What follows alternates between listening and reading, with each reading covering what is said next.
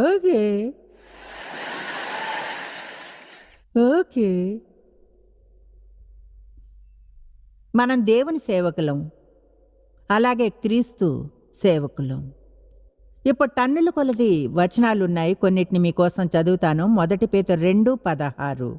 స్వతంత్రులై ఉండియు దుష్టత్వమును కప్పిపెట్టుటకు మీ స్వాతంత్రమును వినియోగపరచక దేవునికి దాసులమని లోబడి ఉండిడి. చెప్పండి, నేను ఇక్కడుంది సేవించడానికి.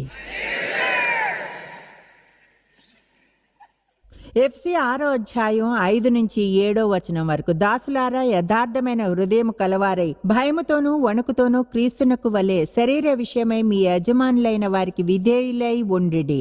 6 మనుషులను సంతోషపెట్టువారు చేయనట్లు కంటికి కనబడికే కాక క్రీస్తు దాసులమని ఎరిగి దేవుని చిత్తమును మనపూర్వకంగా జరిగించచ్చు, మనుషులకు చేసినట్టు కాక ప్రభువుకు చేసినట్టే ఇష్టపూర్వకంగా సేవ చేయండి. గుర్తుంచుకోండి, మనం చెప్పగలిగే విధానాలు ఒకటి, థ్యాంక్ యూ యేసు నా జీవితంలో చేసిన వాటికై.